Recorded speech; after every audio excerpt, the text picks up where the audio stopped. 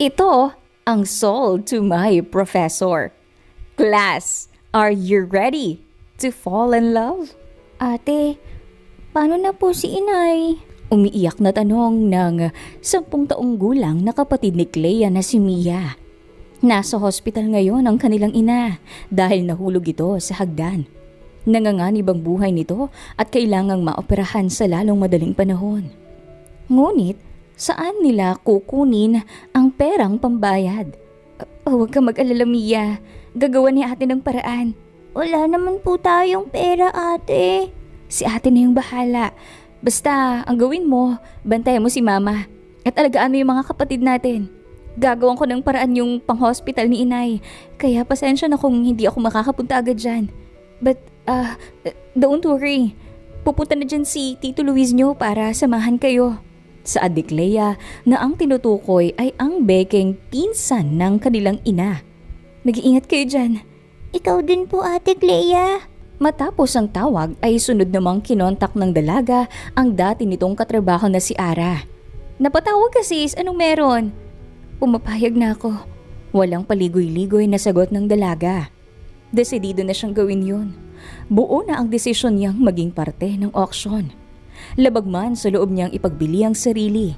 Mas matitiis niya iyon kaysa ang makitang maghirap ang kanyang ina at wala siyang gawin upang tulungan ito. Hindi niya gusto ang laro ng mayayaman ngunit kung iyon lang ang tanging magsasalba sa buhay ng kanyang ina ay gagawin niya. Sure ka ba rito? Hindi ba masyadong revealing? Hindi komportableng tanong ni Clea sa kaibigang si Ara. Unlike dito, conservative siya pagdating sa pananamit lalo't laking probinsya. Ano ka ba? Sakto lang yan. Ganyan talaga. Tsaka wala namang masama sa pagsusuot ng ganyan. Nasa tao lang yun na tumitingin. And look at you. You're so pretty in that dress, Clea. Maganda naman ang height at kurba ng katawan mo. Ano bang kinaiilang mo? Hindi nakahimik si Clea sapagkat alam niyang sarili niya lang ang pumipigil sa kanyang magsuot ng ganon. Hindi naman talaga siya sobrang revealing. Hindi lang talaga siya sanay magsuot ng ganoong damit na may hati sa gilid. Fitted din iyon na yumayakap sa magandang kurba ng kanyang katawan.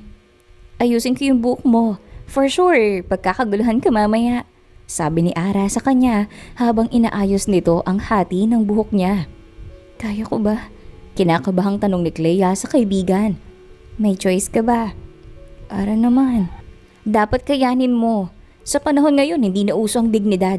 Hindi mapapala mo ng pamilya mo. Siguro sa mga taong pinanganak na maswerte, oo. Pero sa mga kagaya ko, o natin, hindi. Mas pipiliin ko na to kaysa mamatay ng dilat ang mata. Kapit patalim dahil kapag hindi ka lumaban, talo ka. Tsaka, ano lang naman yun. At least tayo, nagpapabayad. Kumikita, nakakatulong yung pagpapasarap natin sa pamilya. Yung iba nga, basta-basta nalang kumakaangkong kani-kanino. Di naman nagkakapera. Ikaw talaga. O ayan, ayos na. Tara na dahil baka mahuli pa tayo. Mahirap na. Bumaba na nga sila sa apartment na tinutuluyan ni Ara at pumara ng taxi na maghahatid sa kanila sa hotel. Pagdating doon ay sumakay sila sa elevator at pinindot ang button ng underground basement kung saan magaganap ang auction. Halo-halong mamahaling pabango ang naamoy niya pagkapasok na nahaluan ng usok ng sigarilyo at amoy ng alak. Nakakahilo ang amoy niyon kaya nawalan siya ng balanse. Mabuti na lang at may mga brasong maagap na sumalo sa kanya. Sobrang lakas ng kabog ng dibdib ng dalaga nang mga sandaling nakatitig siya sa binata. Gaya ng iba ay may suot din itong maskara kaya hindi kita ang mukha. Ngunit sa maganda nitong tindigan, batid nitong kahit sinong binibini ay mapapalingon. Miss? Tarantang tumuwid ng tayo si Clea at nahihiyang hinarap ang binata.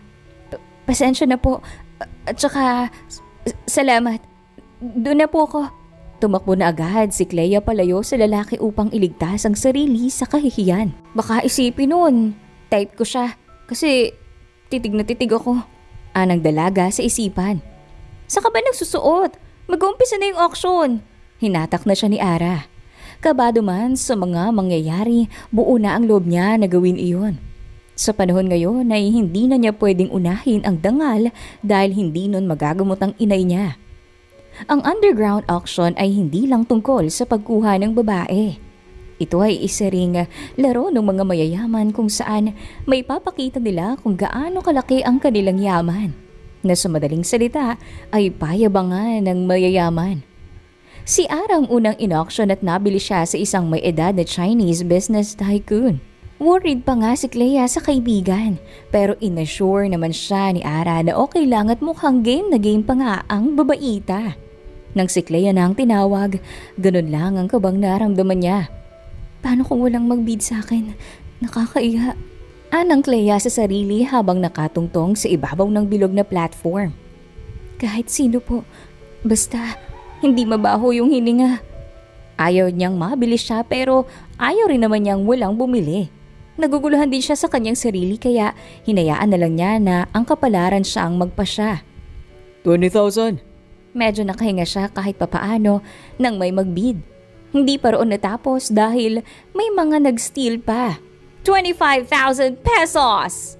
30,000 pesos! 50,000 pesos! 100,000 pesos! My gosh ha, 100K na! May hihirit pa ba? Tanong ng host at may nagtaas nga ng mas malaking halaga. Oh my! May nakikita ako sa bandang dulo. 150,000! Grabe na yon! Lakas mo sisa! Any final bid? Mas tumindi pa ang takot na nararamdaman ni Clea nang makita ang nagbid ng 150,000 pesos. Ano ba yan? Ang tanda na. Hindi ko kita yung mukha pero sigurado ko na lolo na to. Baka nga nagme-maintenance na. Kaya pa ba nito? Mamaya sa ibabaw ko pa tumatigok.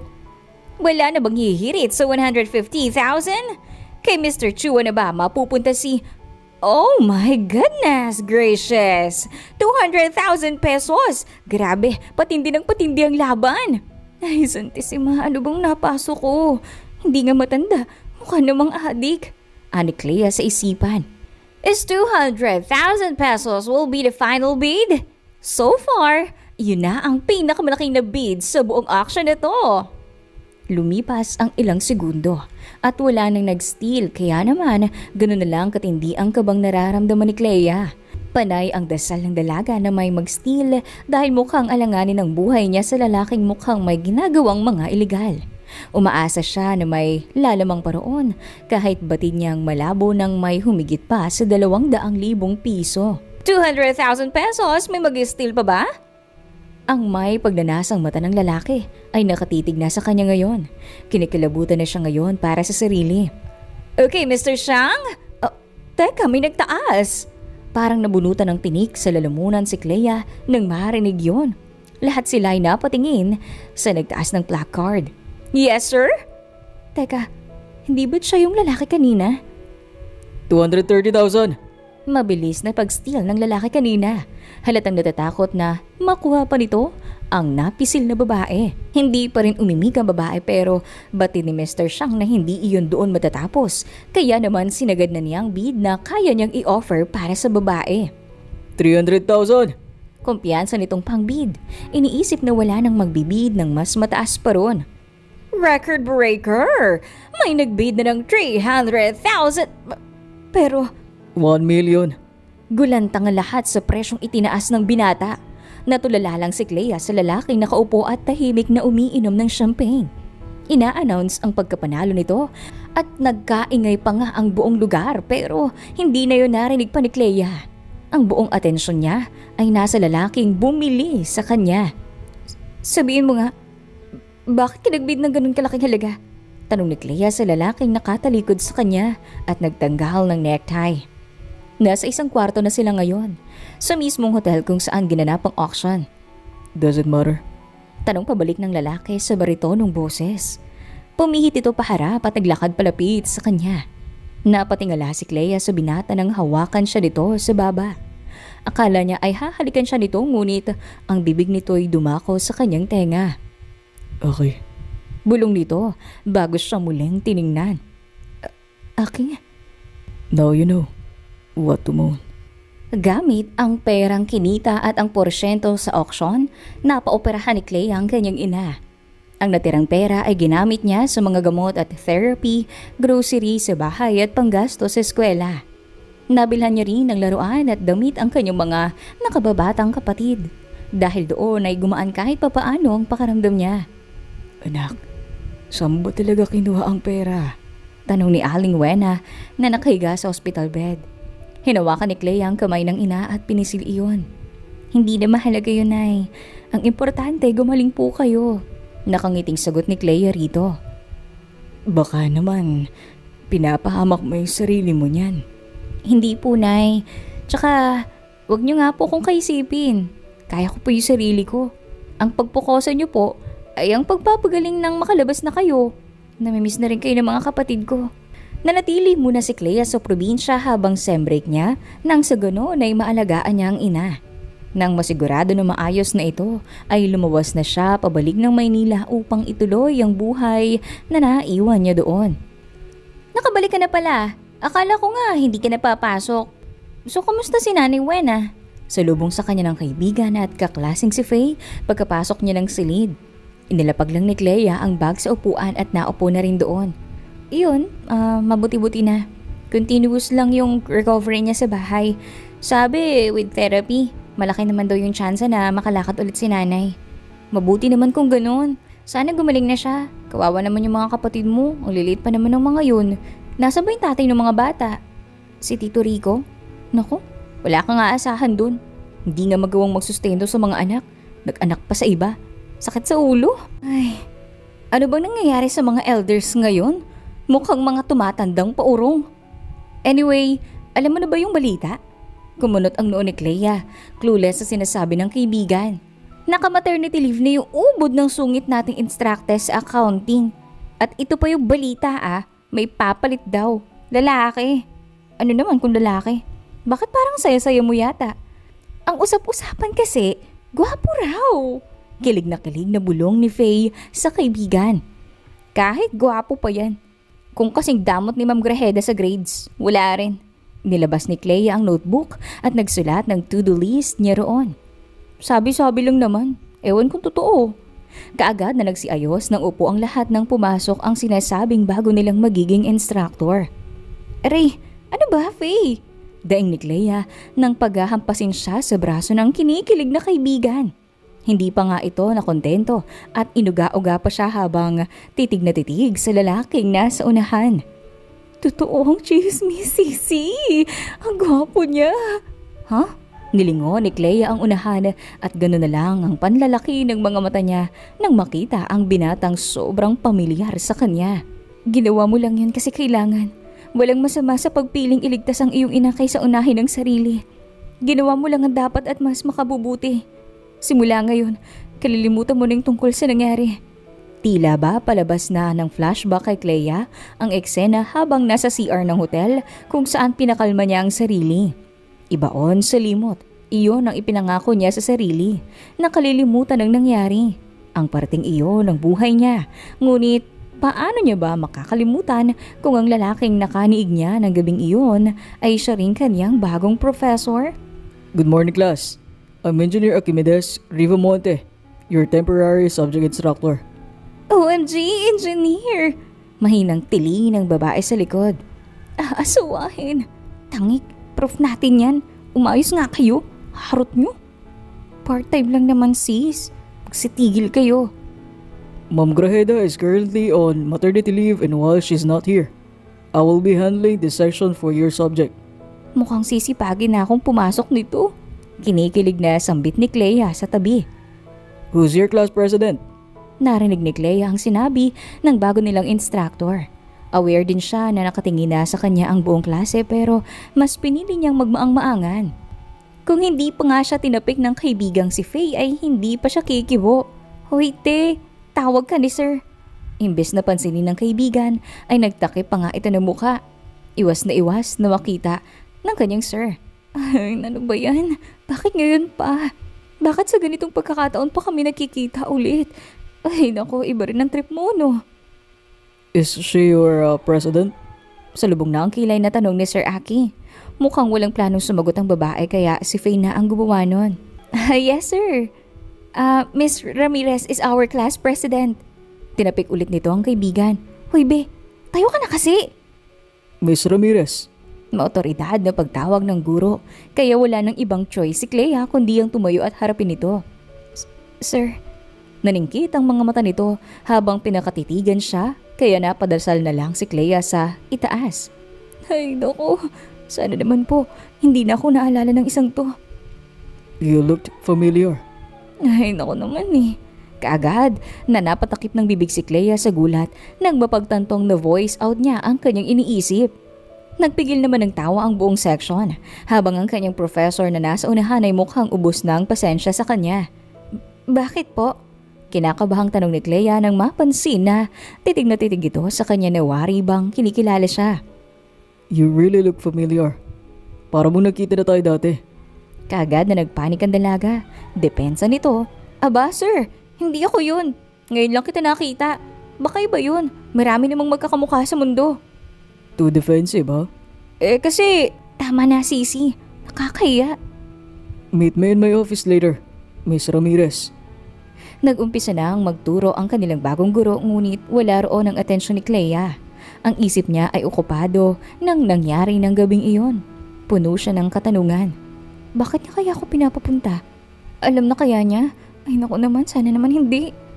Lumabas si Sir Aki at pumasok ang sunod na guro pero tila ba wala pa rin sa sarili si Clea.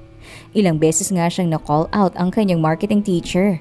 Mabuti na lang talaga at walang quiz noong umagang iyon. Tsak nababagsak siya kung nagkataon. Pagkapasok ng klase sa umaga ay dumiretso na si Clea sa office ng kanyang Sir Aki. Ayaw man niya pero wala naman siyang choice dahil kahit umiwas pa siya rito, magkikita pa rin naman sila araw-araw sa klase. Humugot muna ng malalim na hininga si Clea bago kumatok sa nakabukas na pinto. Sumilip siya at sinenyasan lang naman siya nitong pumasok. Kabado si Clea na naglakad palapit sa lamesa nito. Bakit niyo po pala ako pinapunta, sir? Tanong ni Clea kay Sir Aki na abala sa pagbubuklat ng pahina ng isang folder. Our next meeting is Thursday, right? Yes, sir. We have a scheduled meeting that day, during our period. So I would not be able to attend our... Yes. What? Oh, wala po. Mabilis na umiling-iling ang dalaga. Napailing-iling na lang ng matagal ang binata dahil alam nitong natuwa ang dalaga na wala siya. Binasa nito ang pang-ibabang labi at itinulak ang folder palapit kay Clea. Since you are the class president, ikaw na muna ang bahalang mag-handle ng klase habang wala ako. Ipagawa mo na lang yung activity sa klase na oras ko. Kapag tapos na, pakikolekta tapos dali mo rito sa opisina ko. Malinaw ba? Apo, sir. Yun lang po ba? Nakipagtitigan lang ang binata sa lamesa, kaya tumalikod na si Clea. Sige sir, doon na po muna ako Wait. Napamura na lang si Clea sa isipan nang marinig yun. Gusto man niyang tumakbo na lang palabas ng building nang marinig ang paghakbang ng guro palapit. Pero parang napagkit ang paa niya sa sahig. Pumwesto ito sa harap niya at tiningnan ng kabuuan niya. Wait, does it seems like we've already seen each other before? Malay ko, baka nananaginip ka. Napasinghap si Clea nang hawakan siya nito sa baba at ipatingala rito. Nagtama ang mga mata nila. Para kang nahihipnotismo sa tingin na iyon. Sir Aki? That's not how you moaned my name that night, miss. Parang binuhusan ng malamig na tubig si Clea nang marinig ang sinabi nito. Napamura siya sa isipan. Naalala niya? You're a student here? Why didn't you tell me? Hindi mo naman tinanong. You just asked me if I'm still a minor. Then I said no, I'm 21. Umigting ang panga ng instructor. Halatang disappointed sa sarili. Sa sitwasyong kinasasadlakan nila ngayon. But you should have at least... I'm not obliged to inform you, sir. What happened that night was just a pure job. Ginawa ko lang yung trabaho ko.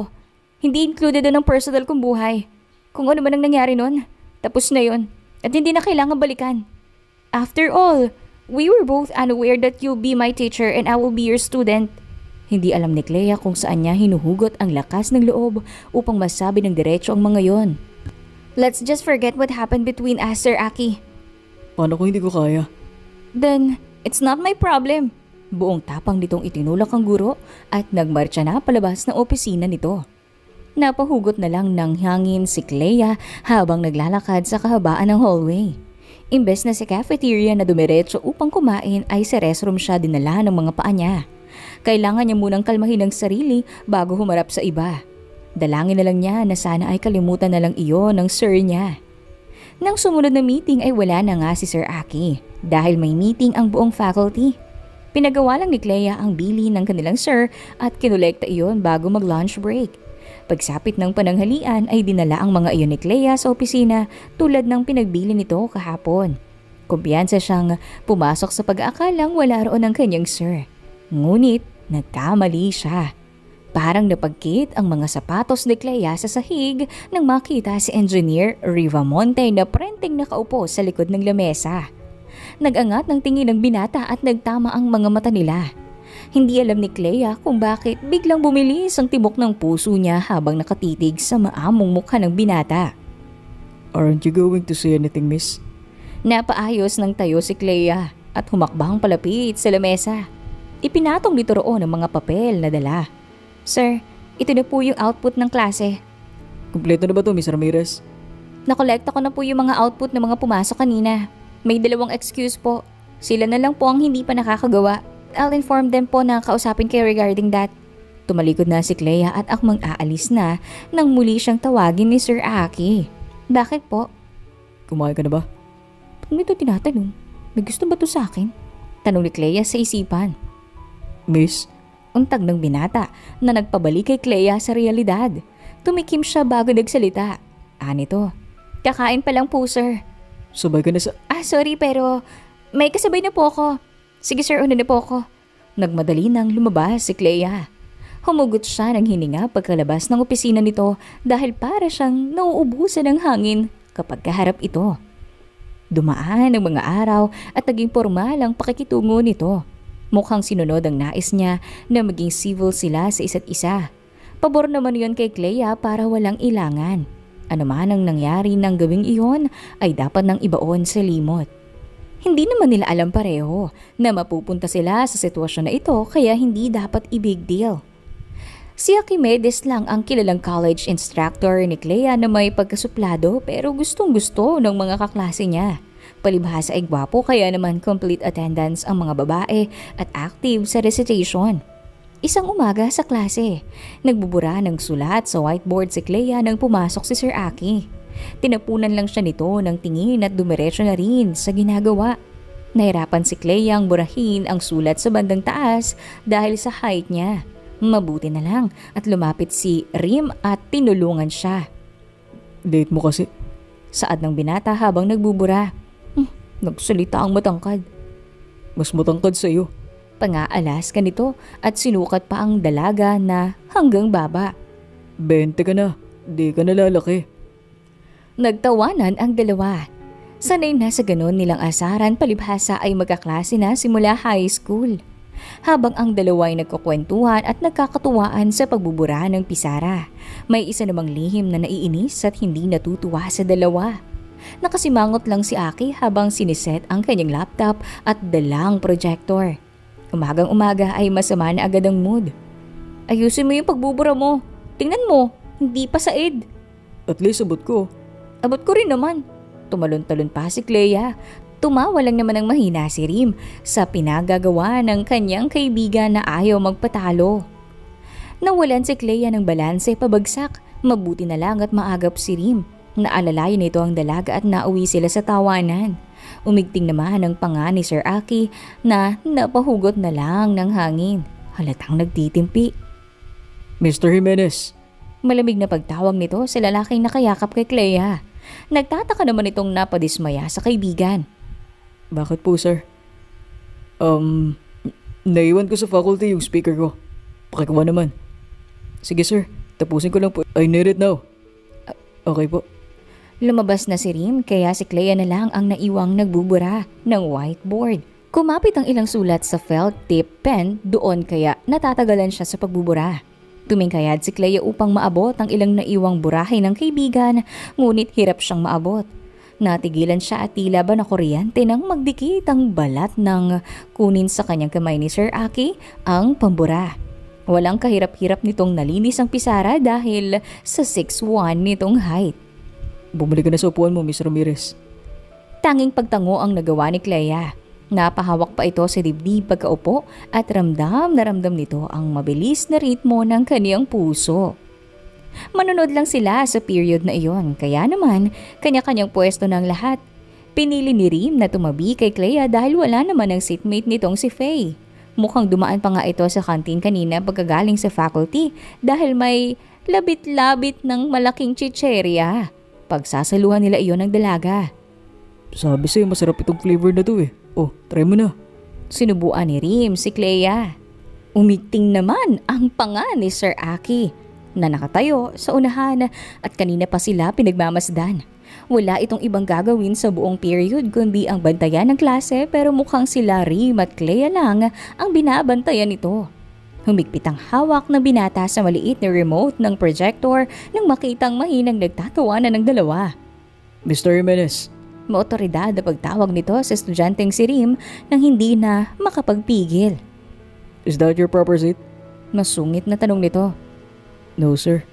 Then go back to your proper seat, Mr. Jimenez. Wala naman po si Valencia, sir. Kahit na.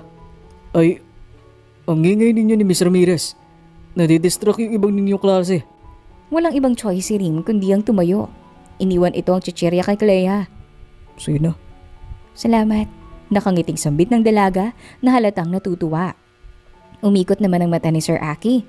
Hindi pa ito nakontento sa paghihiwalay ng dalawa at ginamit pa nito ang kapangyarihan ng classroom rules. Rule number 12. No foods allowed during class hour. Napasimangot na lang si Clea at itinago ang pagkain. Naiinis na siya na sa inaasal ng kanyang instructor. Ang sungit-sungit. Di naman inaano. Akala niya siguro hindi ako nakakalata na kanina pa niya kami ni Rim pinag-iinitan. Ano bang problema niya? Ani Clea sa isipan habang nakatitig ng masama sa kanyang sir. Mabilis siyang nag-iwas ng tingin dito at itinuon na lang ang atensyon sa panunood. Wala na siya sa mood ngayon dahil alam niyang nananadya ang kanyang instructor. Nakahinga na lang si Clea ng muluwag kahit papaano nang lumabas na ito at pumasok ang sunod na teacher. Pero kahit ganoon ay mainit pa rin ang ulo niya. Nawalan tuloy siya ng ganang mag-participate sa klase. Lunch break na at naglalakad sa kahabaan ng koridor si Clea nang tawagin ng pamilyar na boses. Ang boses na hanggat maaari ay ayaw niyang marinig. Umikot ang mata ng dalaga at iritableng hinarap ito. Sariwa pa sa alaala ang nangyari kanina. Ano? Naiinip na tanong ni Clea. Hindi kaagad nakasagot si Sir Aki kaya tumalikod siya. Akmang hahakbang na sana siya palayo nang magsalita ito. Kumain ka na ba? Matapang na tanong ng binata. Mabilis naman na gumala ang mata ni Clea sa paligid. Natatakot na baka may makarinig. Nagmarcha ito palapit siguro at galit na pinagsabihan ito. Nagmarcha ito palapit siguro at pigil galit na pinagsabihan ito. Ikaw kanina pa ako nakakahalata sa'yo na pinag-iinitan mo kami ni Rim. Ano bang nakain mo kanina umaga? At ang pangit ng trip mo. Susungitan mo ko kanina tapos tatanungin mo ko kung kumain na. Gigi ka ba, sir? Gigil na sambit ni Clea na kanina pa nagpipigil ng galit. Kumunot lang naman ang noo ng kanyang instructor. What's Gigi? Inosenteng tanong nito na hindi exposed sa ganoong lengguwahe. Umikot ang mata ni Clea at napamaktol na lang sa hangin. Ay, nako. Mga lalaking aircon talaga. What aircon? Nothing. Nai-stress na pinastop ni Clea si Aki sa nais nitong sabihin. About sa tanong mo po kanina, kung kumain na ba ako? Ang sagot ko po ay hindi pa. Good timing. Sabay na No. May kasabay na ako. Yeah, meron na po sir. Naningkit ang mata ni Sir Aki. Absent yung best friend mo si Faye, di ba? So sinong kasabay mo? Kagad na naghanap si Clea ng isasagot. Si... Saktong kalalabas ni Rim ng restroom kaya mabilis itong hinatak ni Clea. Si Rim! May usapan po kami na magsasabay na kaming kakain ngayon. Huh? Di ba sabi ko sa... Faster! Oo, ito na, bibilisan na natin ng makakain na tayo. Gutom na nga rin ako. Tara? Sinubukan itong hatakin ng kaibigan pero ayaw humakbang ang paa nito. Mukhang naguguluhan pa rin sa nangyayari. Pinanlakihan ni Clea ng mata ang kaibigan. Kakain tayo, di ba?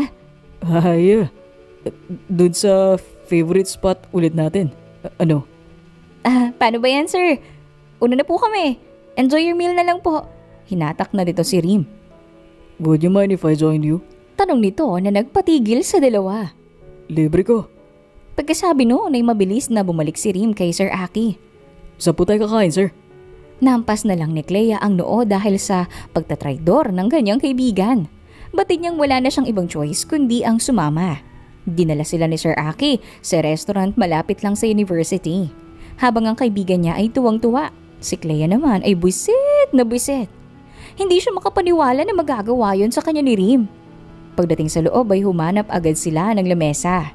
Magkatabi yung dalawa habang nasa harapan naman nila ang kanilang Sir Aki. Buong pagkain ay nakatuon lang ang malamig na tingin ni Professor sa dalawa nitong estudyanteng hindi may pagkakailang malapit sa isa't isa. Umigting ang ugat nito sa leeg nang makitang sinubuan ni Clea si Rim. Hala, anyari?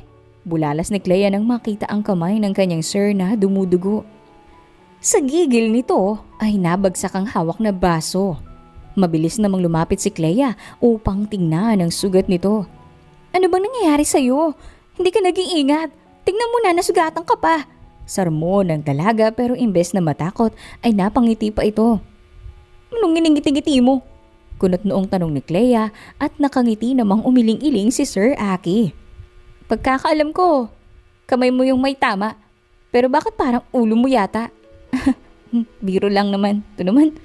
Dumating ang isang staff ng restaurant at inabutan sila ng first aid kit. Si Clea ang gumamot ng sugat dahil maarte at attitude ang kanyang sir. Ayaw magpahawak sa iba. Daming alam. Matapos ang lunch na iyon ay balik na sa normal ang lahat. Professional si Sir Archimedes pagdating sa klase. Pansin din ni Clea na mas naging distant ito sa kanya. Ayos lang naman dahil yun ang dapat. Ayaw niya rin namang pag-isipan sila ng hindi maganda ng ibang tao.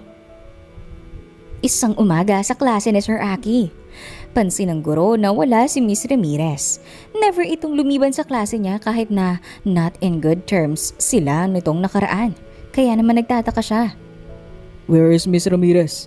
Tanong nito sa sekretarya ng klase nang iabot nito ang listahan ng attendance sa araw na iyon. Si Miss President po? Wala pong sinabi eh. Baka naman po malilate lang. Andyan na po pala. Gumaan ang bigat sa dibdib ni Sir Aki nang makita si Clea na pumasok. Sorry, I'm late. Nagmarcha na ito papunta sa upuan at naupo roon. Pansin ni Aki na hindi magandang pakaramdam nito kaya hindi na siya o hindi na niya inusisa pa. Kinabukasan ay hindi siya pumasok at iba na rin ang teacher na umattend sa period niya. Ma'am, nasaan si Sir Archimedes? Tanong ng isa. Nag-resign na siya. Napuno ng bulungan ang buong silid dahil sa sinabi nito. Maiwan ko na muna kayo saglit. May naiwan lang ako sa faculty.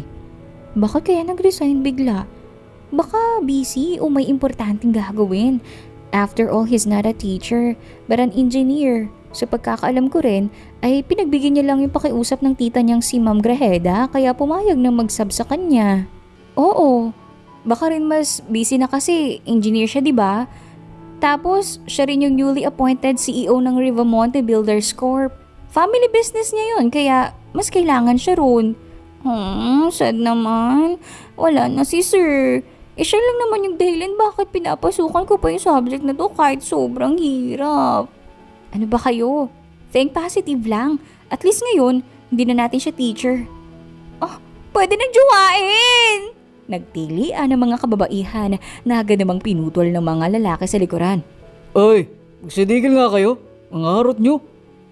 Sa kabila ng bulungan ay tahimik lang si Clea. Alam niya kasi ang totoong rason kung bakit nag-resign ang kanilang instructor. Wala man itong nabanggit sa kanya pero may kutob siya na dahil iyon ang bagay na iyon. Matapos ang klase ay inayay si Clea ni Faye na sumama sa bagong bukas na pizza parlor pero hindi siya sumama dahil masama ang pakiramdam. Nag-offer ang kaibigan na ihatid siya pero nag-insist siya na kaya niya. Naglalakad si Clea papuntang sakayan ng jeep nang may sasakyang huminto sa gilid niya. Kilala ng dalaga ang pagmamay-ari ng sasakyan na iyon kaya hindi na siya nagulat nang bumaba roon si Sir Aki. Happen. Kagabi pa hindi mapakali si Clea at sa pagkakataong ito ay batid niyang si Aki lang ang pwede niyang lapitan. Pinagbuksan siya nito ng pinto at kusa naman siyang sumakay. Mukhang kailangan din talaga nilang mag-usap. Seatbelt.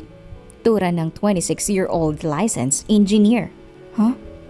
Tugon ni Clea na halatang wala sa sarili. Sa klase pa lang naman ay pansin na iyon ni Sir Aki. Mukhang lutang pang dalaga kaya naman si Archimedes na mismo ang nagkabit ng kanyang seatbelt. Nanlaki ang mata ni Clea nang kunin nito ang kabilang dulo ng seatbelt. Akala kasi niya ay hahalikan siya ng binata. Hindi man natuloy, ramdam pa rin niya ang napakabilis na tibok ng puso niya. Dumagdag pa ang pabango nito na mas nagpapabilis sa tibok ng puso ni Clea. Saan ba tayo pupunta? Sa klinik. Sa ubi ng pamilya. Parang nahulog ang puso ni Clea sa narinig pero pinili nitong magmaang-maangan. Ano namang gagawin natin doon? Alam mo kung anong tinutukoy ko, Miss Ramirez. Humigpit ang pagkakakuyom ng kamay na nakapatong sa ibabaw ng hita ni Clea. Hindi ako buntis. Ang doktor ang magsasabi niyan, hindi ikaw. Pagdating sa ospital ay nakumpirma nga na nagdadalang tao si Clea. Hindi na siya nabigla dahil noong 1 linggo pa naman niya iyon hinala.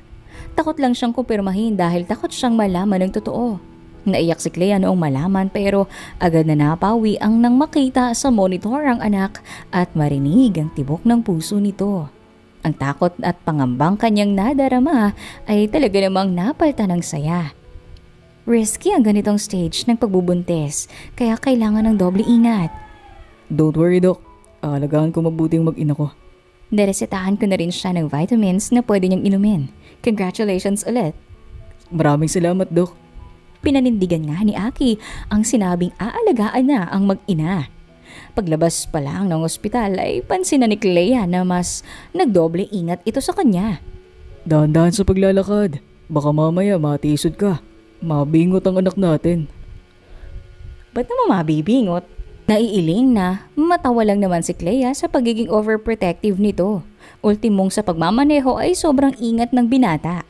Para siyang mamahaling vase na bawal matagtag kasi baka mabasag. Pagdating sa boarding house mo, kunin mo lang ang mga importanteng gamit mo. Ha? Bakit? Naguguluhang tanong ni Clea.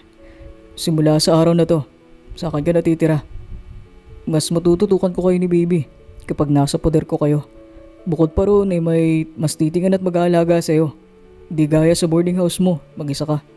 May kasama kaya ako? Si Faye, tsaka yung iba ko pang boardmates. May pakiba sila sa'yo. Hindi nakaimik ang dalaga dahil tama nga naman ito. May kanya-kanyang buhay ang kanyang mga kasama kaya hindi siya pwedeng maging abala. Bukod pa roon ay sensitibong usapin ang nangyari sa kanya at hindi niya rin alam kung paano haharapin ang mga ito ngayon para ipaliwanag ang nangyari. Batid niyang sa pagkakataong ito'y wala siyang ibang aasahan kundi si Archimedes. Kaya naman sinunod niya ang nais nito. Kinuha lang ni Clea ang mga importanteng gamit at bumaba na ulit upang sumama kay Aki. Wala pa ang roommate niyang si Faye kaya hindi na siya nakapagpaalam. Sir Aki. Okay. Pagtatama nito sa kanya. Hindi mo naman kailangan gawin to. Kung gusto mo talagang panindigan, pwede ka namang magsuporta na lang sa bata. Huminto ang sasakyan sa tabi na ipinagtaka ni Clea. Naku po, nagalit yata. Gusto kitang alagaan. Kayo ni baby. Kinuha ni Aki ang isang kamay niya at pinagsaklob ang kanilang mga palad. Dalawa tayo noong binuang batang yan. Kaya hindi ako papayag na harapin mo ng mag-isa yan. Napaluha si Clea sa sinabi ng ama ng bata. Natataranta at puno naman ng pag-aalala na pinunasan ni Aki ang luhang bumaba sa kaniyang mukha. Hey, what's wrong? May nasabi ba akong hindi mo nagustuhan? Nung nalaman ko na nag-resign ka kanina, akala ko nag-resign ka kasi tatakas ka. Natawa ng mahina si Archimedes. Di ko gagawin ng tumakbo sa responsibilidad, Clea. Gamit ang isang kamay ay hinaplos nito ang tiyan ng dalaga na wala pang umbok. Di siya planado. Pero pinapangako kong mamahalin ko siya ng buong buo. Nag-angat ito ng tingin sa kanya at matapang na nagwika. Paninindigan kita, Clea. Ay, sana all. Dinala nga ni Aki si Clea sa bahay. Pagpasok pa lang ng gate ay sumisigaw na ng yaman ang lugar. Hindi tuloy maiwasan ni Clea na sambit ng dalagang nagmamasid. Ngumiti lang si Aki at inakay na si Clea papasok. Natigilan naman siya kaagad nang hindi humakbang si Clea. Taka nitong nilingon ng dalaga. Is there something wrong? Nakakahiya sa mami mo, Aki. Hindi ko rin alam kung paano ko siya haharapin. This is my house, Clea. Kaya wala rito si Mommy. Nasa state din silang ni Dad. But don't worry, ipapakilala kita pag uwi nila. Pero sa ngayon si Manang Melva muna ang imimit mo. Nakita ni Clea ang medyo may edad na babae na papalapit sa kinaroroonan nila. Suot nito ang matamis na ngiti at sinalubong siya ng mainit na yakap. Maligayang pagdating, iha. Ikinagagalak kitang makilala. Naku, Aki, ang ganda-ganda. Mahusay ang pipili. Manang-mana ka talaga sa tatay Kazu mo. Sundot nito sa tagiliran ng amo. Natawa lang naman ng mahina ito. She's Manang Melva, 25 years ng katiwala ng pamilya. Ang tagal na, no? Ako ang nag-aalaga dyan nung bata pa iyan. Talaga po? Oo, kaya marami akong ikukwento. Halika doon sa loob, magkwentuhan tayo. Pinagluto rin kita kaya halika na at ating pagsaluhan. Pinagluto rin kita kaya halika at ating pagsaluhan. Inakay siya ng ginang papunta sa kusina. Dahil sa mainit nitong pagtanggap ay nabawasan kahit papaano ang takot at hiyang nararamdaman ni Clea. Pagkatapos magmerienda ay dinala na ni Aki si Clea sa taas upang ituro rito ang magiging kwarto nito. Sure ka ba na papatirahin mo ko rito? Of course. Dadalhin mo ang anak ko ng 10 na buwan. That's not easy. Di kita masasaluhan sa struggle mo na sa pagbubuntis. Di ko rin mararamdaman yung pain na nafe-feel mo sa labor at panganganak. Ang tanging magagawa ko lang ay ang tulungan kang mapagaan ang pagbubuntis mo. Kahit doon man lang masaluhan kita. Salamat. You don't need to thank me. Anak ko rin yan. Anyway, most of the time wala ko rito sa bahay dahil sa trabaho. Pero nandito naman si Manang. Kapag may kailangan ka, magsabi ka lang sa kanila. Nagring ang telepono ng binata. I just need to take this call. Excuse me. Paglabas ng binata ay nag-ikot-ikot si Clea. Binuksan niya ang malaking closet at inumpisahan ng ilagay roon ang mga gamit niya. Abala siya sa pag-aayos ng mga gamit nang mapansing nagre-ring ang telepono. Hoy babae, this oras na ng gabi nasa labas ka pa. Bungad na tawag ng kaibigan at roommate niyang si Faye. Napatawag ka? Ay oo, kanina pa. Umuwi ako rito pero wala ka. Kung saan na kita hinahagilap. Tinatawagan kita kanina, hindi ka naman sumasagot. Nasa ka ba? In a safe place. Huh? Mahabang kwento. Bukas na lang tayo mag-usap. But don't worry, ayos lang ako. Wala kang dapat ipag-alala. Kita na lang tayo sa school bukas. Saktong tapos ng usap nila ni Faye nang tawagin siya ni Manang para sa hapunan. Nadatnan niya sa hapag si Aki.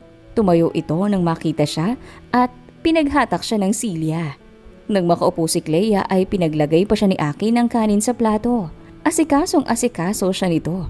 Isang katangiang hindi niya na-imagine noon sa kanyang Sir Aki na palaging seryoso at may pagkasuplado. Why? Untag ni Aki kay Clea nang mapansing kanina pa nakatitig ang dalaga. Huwag kang ang ganyan. Mahinang sambit ng dalaga nang tulungan siya ni Aki na maghiwa ng steak. Bakit? Masama ba? Baka mahulog ako sa kakaganyan mo. Idinaan ni Clea ang hiya sa pagsubo. Ayaw mo ba? Ha? Natawa ng mahina ang binata sa naging reaksyon niya. Namumula ka. Hindi kaya. Kumain ka na nga lang dyan. Epal ka. Porke hindi na ako teacher. Ginaganyan mo na ako. Naiiling na sambit ng binata. Pasalamat ka, hindi na. Kasi kung oo, deduction ka sa akin, Miss Ramirez. Napalunok si Clea sa kaba. Biro lang. Bawi ng binata at natawa ng mahina. Pumasok si Clea sa klase kinabukasan at doon nga ay kinausap niya ng masinsinan ng kaibigan. Ayaw pa naman sana niyang sabihin pero ginawa na niya dahil ayaw naman niyang maglihim pa ng mas matagal sa kaibigan. Nabigla ito sa nalaman. Nasermonan siya nito pero sa huli ay nananaigang pagiging magkaibigan na handa siyang damayan sa lahat. Nanatili si Clea sa poder ni Aki. Pareho silang may pasok kaya bihira silang magkita. Gabi na rin kasing makauwi si Archimedes. Tapos maaga rin kung umalis. Marami itong naiwang trabaho sa kumpanya noong pumayag na mag-sub sa auntie niya. Kaya ngayon ay inaasikaso nito ang mga nakapending na trabaho. Ngunit kahit busy sa trabaho ay gumagawa pa rin naman ito ng paraan para iparamdam kay Clea na kasama siya nito sa pagbubuntis. Gumigising ito sa madaling araw upang ipagluto ang dalaga bago siya pumasok. Kahit may mga nakasked na meeting ay ika-cancel nito kapag nagkataong may schedule sa OB si Clea. Workaholic si Engineer Revomante pero handang mag-leave para sa mag-ina niya. Isang bagay na hinahangaan ni Clea sa binata. Paano ba yan mga sisi? Kita-kits na lang as in a few months. Nilingon ng bakla si Clea na malaki na ang tiyan at lumungkot ang mukha. Naku, stop ka na nga pala muna nag-school year kasi manganganak ka. Lumapit ito at hinimas ang tiyan niyang 5 buwan na. Basta sabihan mo kami kapag manganganak ka na. Tandaan mo, ninang kami niyan. Sure. Tapos, pasyal ka rito kasama mo si baby, tsaka si Sir Crush. Aray! Haro talaga nito. Magkaka-baby na Ilag mo na lang iirin na to. Natawa na lang si Clea sa bangayan ng mga kaklase niya. Naging mabigat na usapin ang sitwasyon niya. Isang linggo rin silang naging laman ng chismis. Struggle siya ng mga panahong iyon. Mabuti na lang at nandyan si Aki para damayan siya. Hindi naman masisisi ni Clea na ganoon ang naging reaksyon ng mga tao dahil hindi naman lahat ay maiintindihan ang sitwasyon nilang dalawa. Hindi lahat ay bukas ang kaisipan pagdating sa bagay na iyon. Parang dati lang ay pinag-uusapan siya ng mga kaklase tapos ngayon ay nag-aagawan pa ang mga ito na magninong at ninang. Summer na kaya makakahinga na si Clea sa bahay. 5 buwan na rin ang pinagbubuntis niya kaya mas hirap na siyang gumalaw. Sinikap niyang matapos ang SEM nang makamove on siya sa 4th year. Are you okay? Tanong ng binata pagkapasok sa kanyang kwarto. Nadatnan kasi siya nito na nakahiga sa kama. Akala ko ba bukas pa uwi mo? I talked to Manang kanina nung nagbilin ako. Nabanggit niya na hindi raw maganda ang pakaramdam mo. Kaya umuwi ako. Naupo ito sa gilid niya at sinalat ang noo niya. Mainit ka. Wait, I'll call the doctor. Tumayo na ito at akmang palakad na nang hawakan ni Clay ang braso. No need. Baka napagod lang ako sa school kanina. Ipapahinga ko lang to. We need to make sure. Nagpapunta nga si Aki ng doktor. OA na kung OA pero pagdating sa mag-ina niya, gusto niya sigurado lahat. Wala namang nakitang problema sa kalusugan ng dalawa na dapat ipangamba. Pagkaalis ng doktor ay sinabi ni Clea na masakit ang paa niya sa paglalakad sa campus kanina. Kaya naman minasa siya ni Aki. Alagang-alaga mo kami ni baby.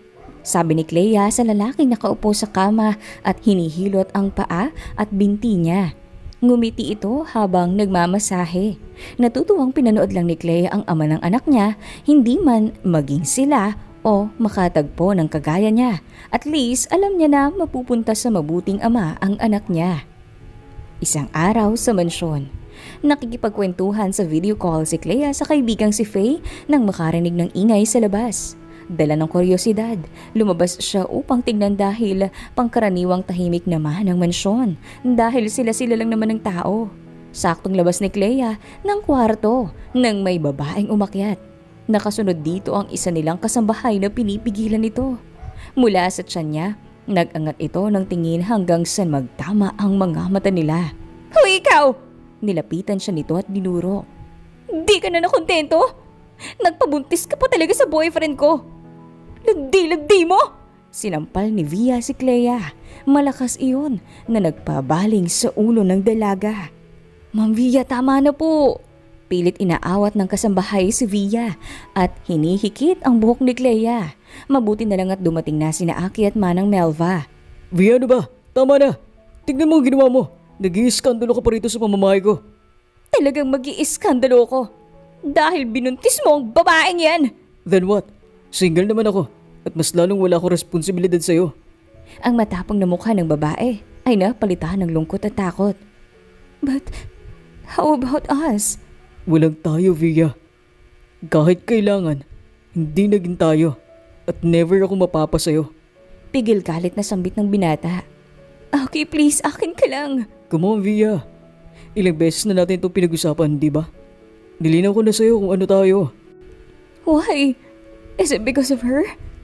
Dahil sinabi niyang nabuntis mo siya? My gosh, Aki. Akala ko pa naman matalino ka. Magna cum laude ka, di ba? I can't believe na magpapabilog ka lang sa babaeng to. Via, please. Umalis ka na lang. Tingin mo ba? Hindi ko alam kung saan mo napulot ang malanding yan. Via, stop! She's just a prosti na nabuntis mo. No. Hindi natin sure kung ikaw ba talaga ang tatay niyan. Ang daming lalaking dumaan dyan. Baka hindi na niya alam kung sinong ama kaya pinapaako na lang niya sa'yo. Hindi siya ganung klaseng babae, Via. Grabe. Ano bang pinakain sa'yo ng babaeng to? At humaling na humaling ka na yata. Akala ko ba? Para lang sa bata. Lumapit ito at hinaplos ang dibdib ng binata. Come on, Aki. Buksan mo yung mga mata mo. Ginagamit ka lang niya. You're not the father. Huwag kang ang pauto dyan. Tiningnan ni Aki si Clea. Hinintay ng dalaga na may sabihin ito. At ipagtanggol siya pero hindi nangyari. Hindi na kinaya ni Clea ang bigat ng mga akusasyon. Tumakbo siya palayo. Hindi niya alam kung saan siya pupunta. Ang tanging gusto niya lang ay ang makalayo sa lugar na iyon. Nagwawali si Nanay Wena sa bakuran ng may pamilyar na babaeng pumasok sa munti nilang gate. Napako ang tingin nito sa malaking tiyan ng dalaga. Clea? Buntis ka? Tumulo ang luha ng anak. Inay, sorry. Humakpang palapit ang ginang. Hinanda na ni Clea ang sarili sa pag-aakalang sasalubungin siya nito ng sampal. Ngunit hindi ganoon ang nangyari. Sinalubong siya nito ng mainit na yakap at pagmamahal ng isang ina. Naging madrama ang tagpong iyon. Nagalit at na-disappoint din ang kanyang ina pero sa huli ay mas nanaigang pagiging ina nito na handang umunawa at tanggapin ng anak. Anuman ang nagawa nito. Mananatili siya ngayon sa poder ng ina. Batid niyang sa lahat ng tao. Ito ang kanyang kakampi sa lahat. Namimiss mo ano? Tanong ni Wena, pagkapit sa anak na nakatambay sa bintana. Hindi po Alam mo, nanay mo ko. Kahit anong tago mong nararamdaman ko na namimiss mo siya. At ramdam ko rin na mahal mo na. Lo, si inay. Mahal mo na siya. Hindi ka naman kasi malulungkot na malayo sa kanya kung hindi. Dahil lang po sa bata kaya kami nagsama sa iisang bubong. Para matutukan niya kami at masiguradong safe ang pagbubuntis ko. Para lang po sa anak namin kaya kami napunta sa sitwasyong yun. Ganon din ba ang tingin niya? Takang napatingin si Clea sa ina. Tingin mo ba, ginagawa niya lang yun dahil sa bata? Hindi pa namin napag-usapan ng tungkol dyan. Pero tingin ko sa bata lang. Wala naman po siyang nabanggit na gusto niya ako. Besides, mukhang mas pinapaniwalaan niya pa yung babaeng yun kaysa sa akin. Kaya ba, masama ang loob mo? Sinong hindi sasama ang loob Di man lang niya ako pinagtanggol sa babaeng yun. Pinagtanggol mo man lang ba ang sarili mo? Natigilan saglit si Clea sa tinura ng ina. Hindi. Yun naman pala. Paano kanya ipaglalaban kung hindi mo kayang ipaglaban ang sarili mo? Pero nagduda pa rin siya na hindi kanya yung bata. Wala naman siyang sinabi Nakita ko sa mata niya. Buisit siya. Di magsama sila. Maaaring nabigla lang siya. Naguluhan sa nangyari. Wala tayong idea sa tunay niyang iniisip at nararamdaman. Kaya mas maraming katanungan ang naiwan. Ang mainam gawin ay pag-usapan nang magkaroon ng kalinawan ng mga gumugulo sa iyong isipan. Iniwan mo siya basta-basta nang walang paalam. Siguradong kahapon ka pa hinahanap nun. Bumigat ang pakiramdam ni Clea nang maalala iyon. Alam niya kung paano siya alagaan ni Aki kaya ngayon ay nakokonsensya tuloy siya. Malalim na ang gabi. Hindi maganda sa buntis ang magpuyat. Sige na, matulog ka na. Iniwan na si Clea ng kanyang inay, ngunit siya'y nanatiling nakadungaw sa labas ng bintana. Pinagmamasdahan ng mga bituin sa kalangitan. Iyon ang unang gabing hindi siya natulog sa bahay ni Aki. Bakit ba ako nakokonsensya pa? Baka nga happy-happy na sila ni Via na yun. Umikot ang mata ni Clea bago naglakad papunta sa kama. Idadaan na lang niya sa tulog ang lahat. Ay palaka! Bulalas ni Clea pagkagising na napabalikwas pa nga ng bangon. Nakaawang ang bibig ng dalagang kinusot-kusot ang mata. Hindi makapaniwala na natutulog si Aki sa tabi niya. Nakadapa pa nga ang binata at hubad ang pang-itaas na bahagi ng katawan. Hahampasin na sana ni Clea ng unan si Aki nang bigla itong tumagilid ng higa paharap sa kanya. Natigilan siya nang makita ang napakagwapo nitong mukha. Never silang nagtabi sa kama noong nandun siya sa bahay nito. Kaya naman ang huling gising pa niya nakasama sa kama ito ay iyon pang umaga pagkatapos may nangyari sa kanila. Parang flashback na rumihistro ang init na tagpong iyon kay Clea. Yumuko si Clea upang mapagmasdan ng mas mabuti ang natutulog na binata. Aki! Bulalas ni Clea nang bigla siyang hatakin ito pahiga. Wala nang nagawa si Clea nang yakapin siya nito at isubsob ang mukha sa kanyang balikat. Sinubukan pa niyang magpumiglas ngunit masyadong malakas ang binata. Sa huli ay napairap na lang si Clea at nakipagtitigan sa kisame. Ilang segundo silang natahimik. Ano bang ginagawa mo rito? Naiinis na tanong ng dalaga. Pinupuntahan ka. Bakit? Di ba may via ka na? Gusto kitang makita. Wala rin ako via. Walang nagmamayari sa akin kay Leia. Unless gusto mo kong akinin. Takang napalingon dito ang dalaga. Aki, nauutal na bigkas ni Clea sa pangalan nito habang nakatitig sila sa isa't isa. Naramdaman niyang mainit na palad ng binata sa kanyang mukha at ang masuyong pagsumping nito sa buhok niya. Sobrang bilis ng tibok ng puso niya ng mga sandaling iyon. Ipagdamot mo ako, Clea. Hindi na nabigyan ng pagkakataon si Clea na iprosesong sinabi nito. Naramdaman na lang niya ang labi ng binata. Pumikit si Clea at dinama ang paghalik nito sa kanya. Pagkaraan ng ilang segundo'y dumistansya ito ng bahagya at hinagkan siya sa noo. I love you. Namilog ng bahagya ang mata ng dalaga sa pagkabigla. Napatanga pa ito sa binata at waring hindi pa rin makapaniwala. Clea, nananaginip ka lang. Gumising ka na. Sambit nito sa sarili. Natawa naman ang binata at muli siyang pinatakan ng halik sa labi. Oh my gosh! Napabalikwas nang baba si Clea sa gulat nang mapagtantong hindi nga siya nananaginip. Naupo si Aki sa kama at sinuklay pataas ang buhok. Natatakot na binato ni Clea ang unan ang binata. Ay naku talaga! Bakit siya nandito? I told you. Gusto kitang makita. Kung gusto mo kung makita pues ako hindi. Tsaka paano mo nalaman kung nasan ako? Hindi ko naman sinabi sa'yo kung nasan ako sa Pampanga, di ba? Kapag may gusto, may paraan. Hinawakan nito ang kamay ni Clea at hinikit palapit sa kanya. Hinaplos ni Aki ang kanyang tiyan at hinagkan iyon. Miss ko na kayo ni baby. Magkakasala si Clea kung sasabihin niyang hindi siya kinikilig. Pero galit siya dapat kaya agad na dumistansya. Hindi porke pinuntahan mo ako rito ay ayos na tayo. Matapos mong piliin ang via na yon, babalik sa akin? Kainis! Hinatak ni Aki si Clea pabalik. Una sa lahat, wala akong via. At pangalawa, di ko pinili si Via. Umikot ang mata ni Clea habang nakakross ang mga braso. Tumayo si Aki at niyakap siya mula sa likuran. Naglalambing. Ano bang ginagawa mo? Naiilang na tanong ni Clea dahil hindi naman siya sanay na gano'n ang binata. Maalaga si Aki pero hindi siya yung tipo na ganito na yayakap at maglalambing. Kumala si Clea pagkaraan ng ilang segundo at sinimangutan ang ama ng bata. Magsama kayo ni Via! Usal nito at nagmarcha na palabas ng kwarto. Inay, bakit niyo naman po pinayagang tumuloy itong si Aki? Maktol ni Clea habang pababa ng hardin. Alam nga namang pabayaan ko sa labas. Gusto ko raw makita. Ang lamig-lamig kaya kanina.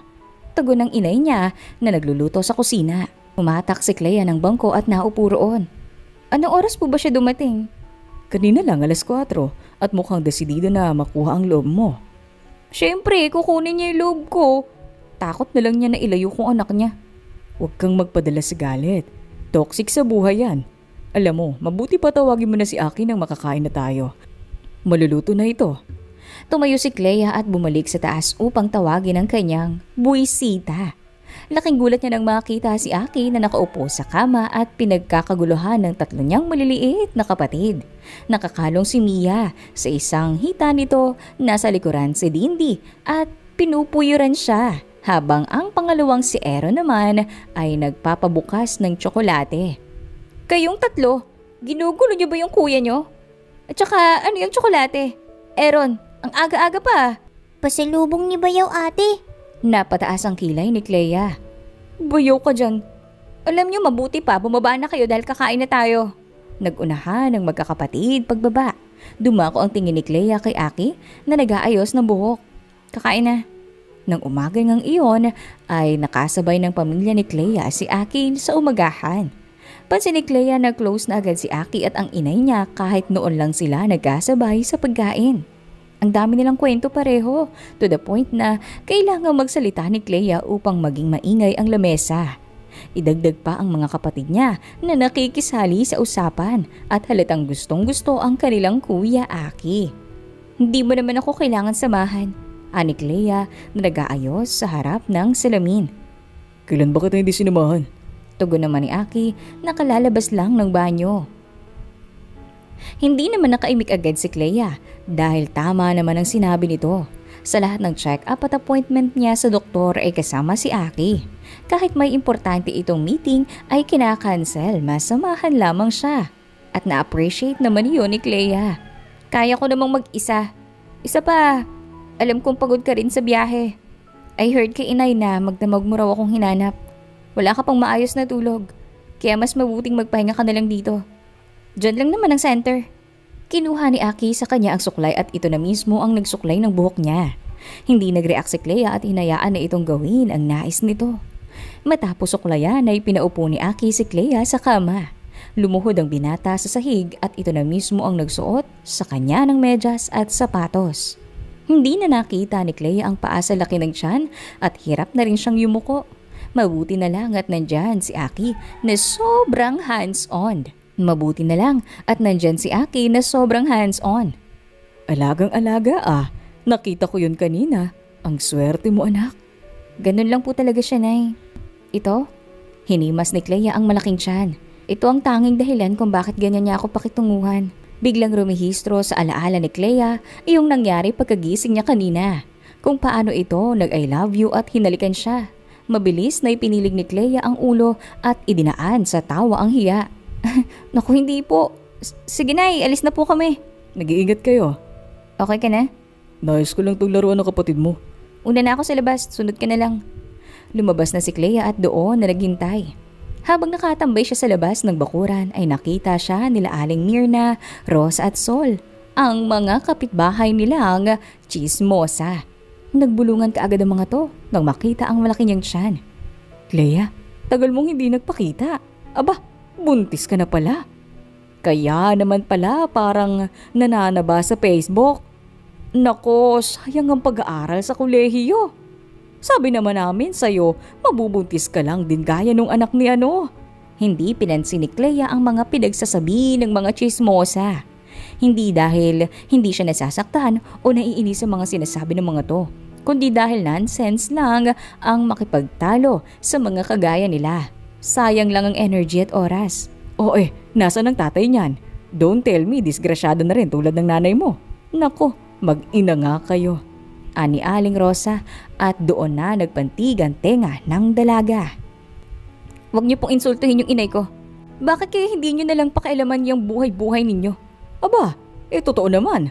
Mga kabataan talaga Lalandi-landi tapos kapag pinagalitan, depress. Hihina niyo talaga. Noong panahon namin ganyang edad pamilya inuna, hindi lalaki. Pamayni-maynila ka pa o tapos ngayon tignan mo, buntis ka. Nagtawa na ng 3 demonyita. Kawawa naman ang anak mo. Lalaking gaya mo na Love, tara? Pogi. Biglang sumulpot si Aki sa eksena at inakbayan siya. Lingid sa kaalaman ng dalaga. Kanina pa pala ito nakikinig sa kanila. Nagbulungan ng mga pangit na chismosa. Ay, gwapo. Ay, sino yan? At mukhang mayamanin. Clea, yan ba yung nakabuntis sa iyo? Ay, kagwapo naman mukhang mayamanin. Naku, makakaahon na kayo sa lusak. Di ganyan mag-isip si Clea. Di makitid ang utak niya gaya ninyo. Nagulat ang 3 sa sinabi ni Aki. Ganon din si Clea. Oo, ako nga man ang batang dinadala niya. May masama ba doon? At least kaya kong buhay ng anak namin. May mga anak din kayo, di ba? Bakit hindi yun ang magpokosa ninyo? Di buhay ng ibang tao. Mapagpasensya akong tao. Pero kapag hindi kayo tumigil sa kakachismis nyo patungkol sa mapapangasawa ko, then I will file a complaint against you. Nakakasuhan ng mga chismosa ngayon. Hindi nakaimik yung 3 at umalis na lang. Tinanggal ni Clea ang brasong nakaakbay sa kanya at nagpatiuna na sa paglalakad. Sandali lang. Mapapang-asawa. Bakit hindi ba? Napatigil si Clea sa paghakbang. Muli niyang naalala iyong pagtatapat ng binata kanina. Hindi mo lang yung sinasabi mo. Alam mo, mabuti pa bilisan na natin nang makauwi na tayo agad. Pumara sila ng tricycle at dinala sila niyon sa center. Nagpa-check up lang si Clea at bumili ng lulutuin para sa pananghalian. Sinamahan naman siya ni Archimedes sa palengke. Si Clea dapat ang magbabayad pero naunahan na siya ni Aki. Ito na rin ang naglabit ng mga pinamili nila. Napangiti si Clea habang pinagmamasdan si Aki na namimili ng laruan. Pinagkukumpara pa nito ang dalawang doll.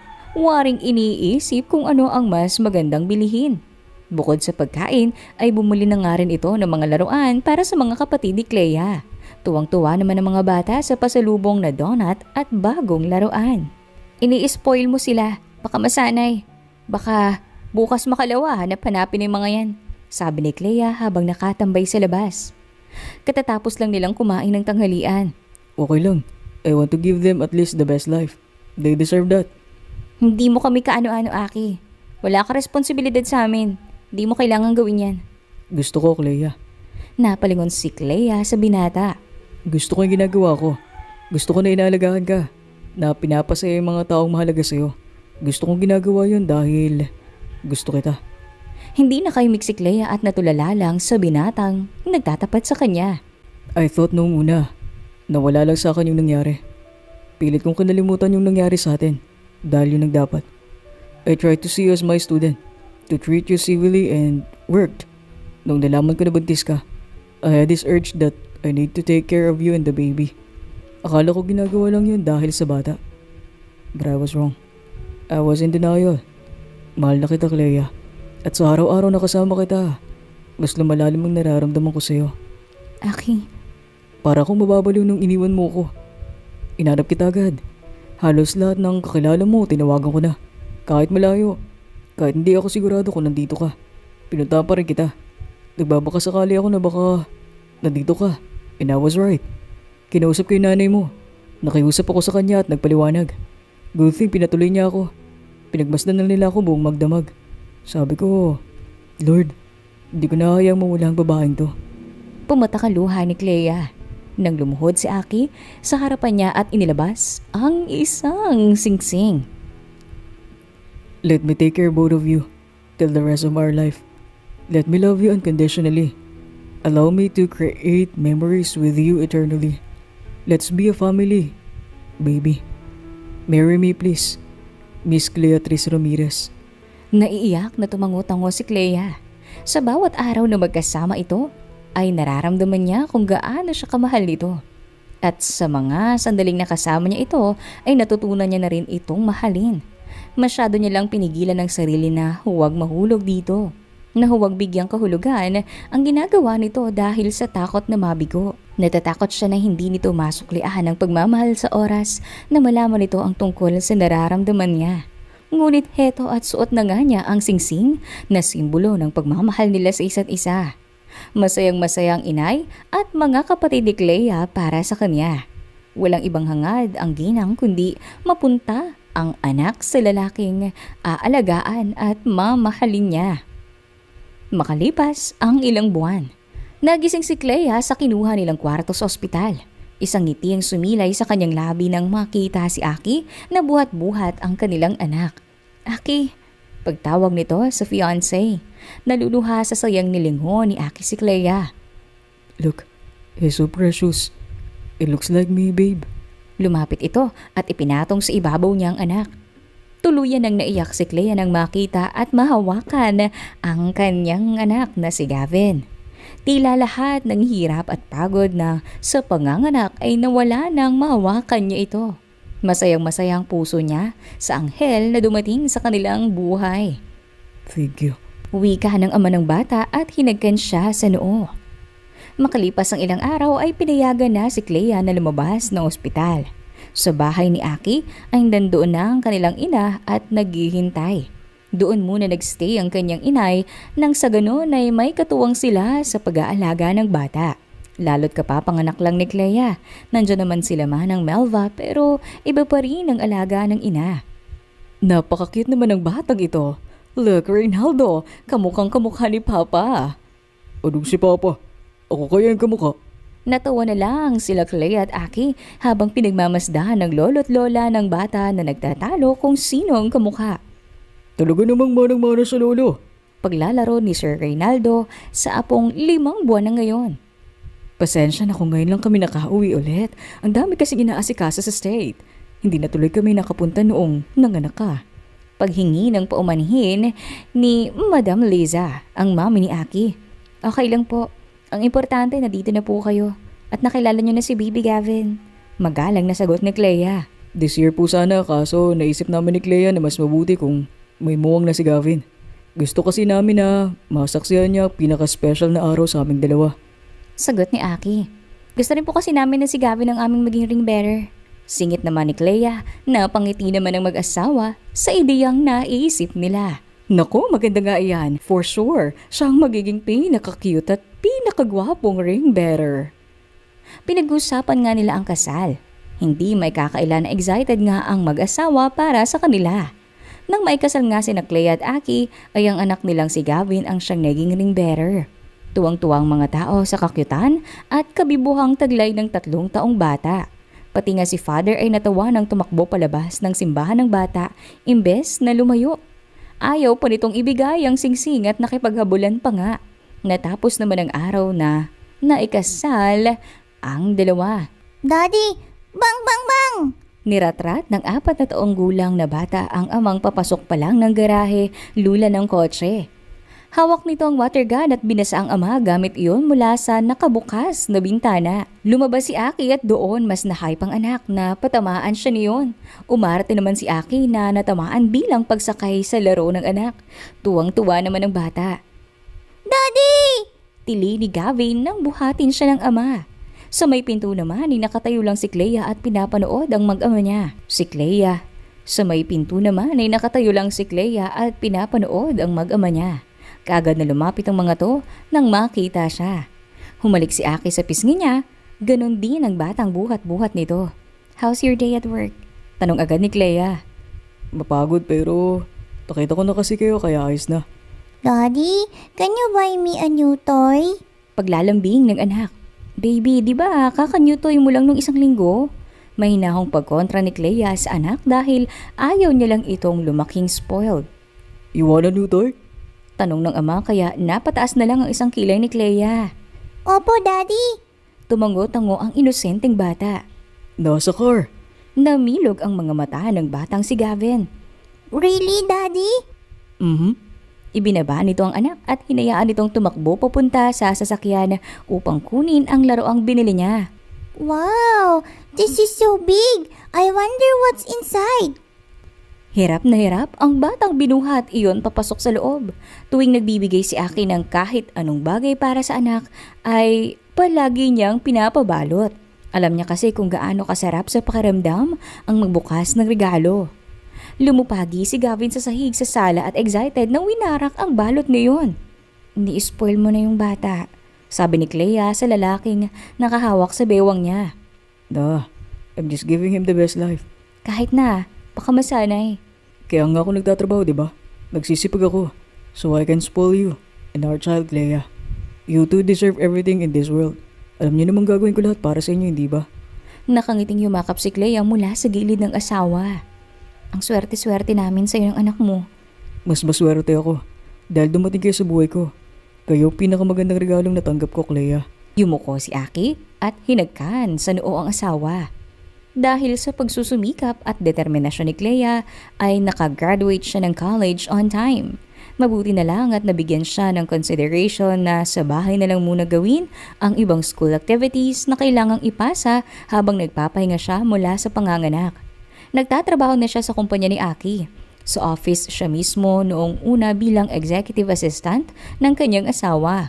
Pero noong nadengge ang anak, mas pinili na lang niyang sa bahay magtrabaho upang mas matutukan ito. Suportado naman ni Aki ang mga desisyon niya. Wow, a Lego set! This is so nice, Daddy! Tumakbo ang batang may hatak ng warak na kahon at hinagkan sa pisngi ang ama. Thank you, Daddy! You're welcome, baby. Daddy has no work tomorrow. Do you want us to have a Lego bond? Yes po, Daddy! Bibong sagot ng bata. Kinabukasan nga ay walang pasok sa trabaho si Aki. Na-late ng gising si Clea dahil pinagod siya ng asawa kagabi. Inayos niya lang ang sarili at bumaba na. Naratnan niya ang mag-ama na nagbabanding sa kusina. What's going on there? Tanong ni Clea nang marinig ang hagikika ng dalawa. Nakatugtong si Gavin sa upuan at hawak ang whisk, habang ang ama nitong si Aki ay nakatayo sa gilid nito at nakaalalay. Mami, akyat ka na. Di mo dapat tumakita. Surprise ito naman ni Daddy. Natawa ng mahina si Clea, natutuwa sa mukha ng anak na nakabusangot. Parang pinapamukha sa kanya na siya pa ang sisira ng mga plano nila. Akit ka muna babe, please. Nasaan ang good morning kiss ko? Good morning. Humalik si Aki sa labi niya. Good morning, hubby. And how about my baby?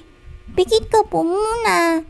Utos ng bata na nag-aalala na baka makita ang kanilang ginagawa kapag lumapit ito at yumuko upang hagkan niya. Huh? Need ba talagang pumikit? Daddy, can you cover Mommy's eyes, please? Sure son. Tinakpan nga ni Aki ng mga kamay niya ang mata ng asawa. Natawa na lang ng mahina si Clea habang iginigiya siya nito papalapit sa anak. Ilang saglit pa ay naramdaman na lang niya ang halik sa pisngi ng anak nilang si Gavin. Good morning, Mommy. I love you. Bulong ng bata na dumunaw sa puso ni Clea. Aww, ang sweet-sweet talaga ng anak ko. Sige, nakit na po ikaw dun. Mamaya masira pa yung plano namin ni Daddy. Hindi nito surprise. Ganun ba? O sige, akit na nga ako. Iniwan na ni Clea ang mag-ama sa baba at umakyat muna sa kwarto upang makapagpahinga dahil bitin lang din naman ang tulog niya. Nagising lang siya nang bumukas ang pinto at pumasok lang ang mag-ama. May dala ang mga itong pagkain na nakalagay pa sa tray. Breakfast, Mommy! Ipinatong ni Aki ang tray sa lamesang nanduroon. Saan kayo natuto nito? May ngiti sa labing tanong ni Clea pagkaupo sa silyang hinatak ng asawa. Dad and I watch tutorials. Aww, ang sweet-sweet nyo namang dalawa. So, kain tayo? Pray po muna tayo, Mommy. Let's thank Papa God sa blessings. Nakangiting hinaplos ni Clea ang mukha ng anak. Pinagsakulob ng bata ang mga kamay at pumikit upang magdasal. Ganon din naman ang ginawa ng dalawa para sa taimtim na panalangin. Papa God, thank you po sa blessing, sa masarap na food at mapagmahal na parents. Thank you po kasi love na love ako nila Mommy at Daddy. Napangiti ang dalawa sa dasal ng anak. Tumahimik ito saglit bago nagpatuloy. Ngunit sa pagkakataong iyon ay pabulong na ang panalangin ng bata. Sana po ay magka-baby sister na ako. Amen! Namilog ang mata ni Clea pagkatapos ng panalangin ng anak habang si Aki naman ay tatawa-tawa lang sa gilid. Sinabi mo ba sa anak natin na ipagdasal yon? Of course not. Why would I? Seryoso? Oo nga. Tsaka wala namang masama ron, di ba? Pwede naman natin siyang pagbigyan. Total, mahaba pa naman ang araw. Palanding kumindat si Ecomedes sa misis. Aki ang kalat ah. Mommy, Daddy, gagawa na po kayo ng baby? Sama po ko. Nalaki ang mata ni Clea at tarantang naganap ng isasagot sa anak. Ay, naku, hindi pwede baby. Bakit po? Ay, ayaw niyo po ba akong kasama si Gavin? Tatampol Gavin, sige.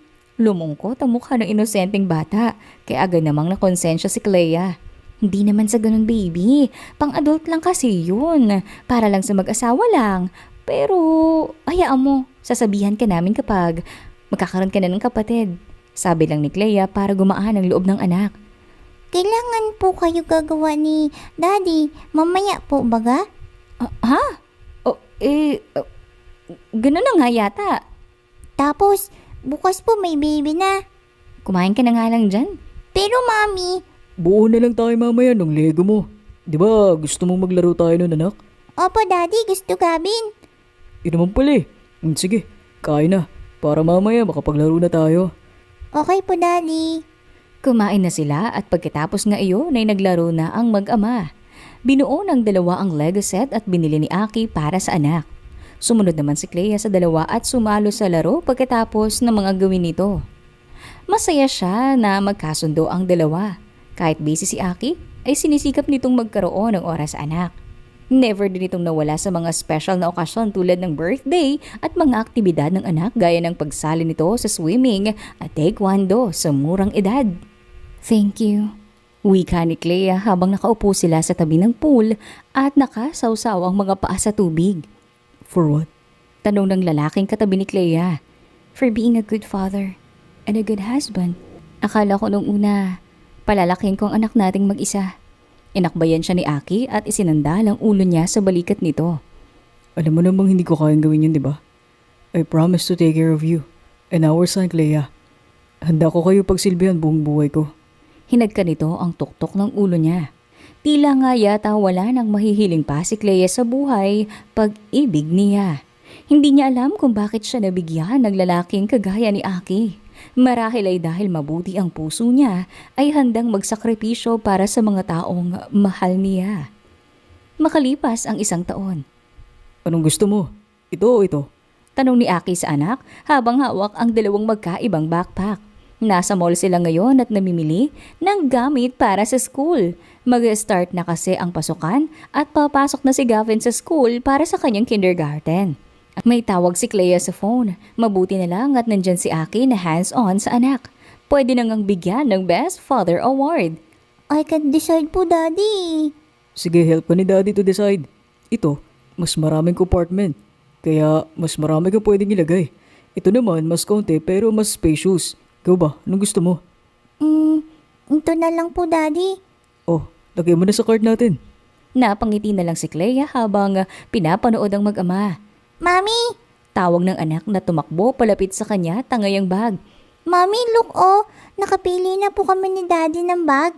Ay, ang ganda baby! Ang tanong, ready ka na ba for school? Opo naman, Mami. Nagpa-practice na nga po ako magbati. Ganito po. Oh. Good morning, teacher. Good morning, classmates. Ganun po, Mami. Natutuwang ginulo ni Clea ang buhok ng anak. Very good naman ang baby boy na yan. Oh, balik na tayo sa daddy nang makabili na tayo ng iba mo pang kailangan sa school. Namili na nga ang mag-anak. Hindi silang papasok sa eskwela pero sila ang mas excited kaysa sa anak. 5 taon man lang ang agwat ng kanilang anak, hindi naman iyon magiging hadlang upang magkasundo sila. Kapag may hindi pagkakaunawaan, ay pinag-uusapan nila iyon ng maayos, mahinahon at bukas sa opinyon ng isa't isa. Isang relasyong nasa sentro ang pananampalataya sa Diyos, magkatuwang sa pagpapalaki sa kanilang anak na si Gavin. Bubusugin ang pagmamahal at sisikaping maging mabuting magulang. Ang puso ni Clea ay nagagalak na mayroon siyang Aki. Isang lalaking may paninindigan at grabe kung magmahal.